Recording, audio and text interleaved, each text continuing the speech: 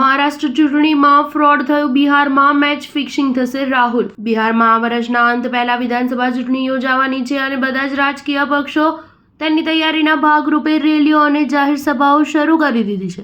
આવા સમયે લોકસભામાં વિપક્ષના નેતા રાહુલ ગાંધીએ ભાજપ અને ચૂંટણી પંચ પર ચૂંટણીમાં ગેરરીતિઓનો આક્ષેપ કર્યો હતો. રાહુલે મહારાષ્ટ્ર ચૂંટણીમાં વ્યાપક સ્તરે ગેરરીતિ થયાનો દાવો કરીને હવે બિહારમાં પણ મેચ ફિક્સિંગ કરવામાં આવશે તેવા આક્ષેપો કર્યા હતા.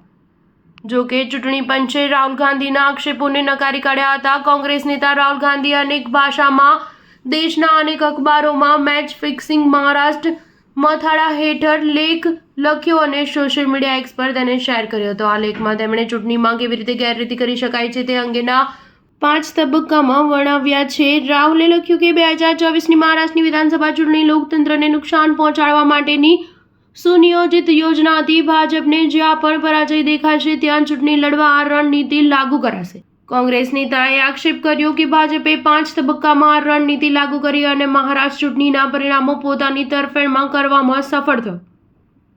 રાહુલ ગાંધીએ આક્ષેપ કર્યો કે ચૂંટણીમાં ગેરરીતિનો પહેલો તબક્કો ચૂંટણી પંચમાં કમિશનરોની નિમણૂક છે.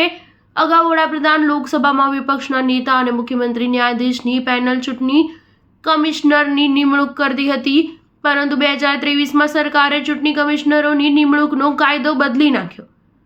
હવે વડાપ્રધાન, કેન્દ્રીય મંત્રી અને લોકસભામાં વિપક્ષના નેતા ચૂંટણી કમિશનરની નિમણૂક કરે છે. રાહુલ ગાંધીએ સવાલ કર્યો કે મુખ્ય ન્યાયાધીશ જેવી નિષ્પક્ષ વ્યક્તિને હટાવીને કેન્દ્રીય મંત્રીનો પેનલમાં શા માટે સમાવેશ કરાયો.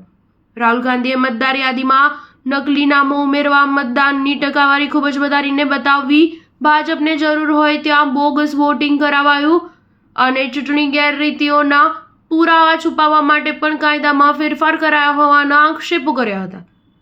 મહારાષ્ટ્રમાં વિપક્ષે ચૂંટણી પંચ સમક્ષ વિવિધ જગ્યાના મતદાનની વિડીયોગ્રાફી અને સીસીટીવી ફૂટેજ માંગ્યા તો સરકારે કાયદો બદલીને ઇલેક્ટ્રોનિક પુરાવા કોઈના હાથમાં જતા અટકાવી દીધા. સ્ટાર ન્યૂઝ 7 હંમેશા સચ્ચાઈની સાથે.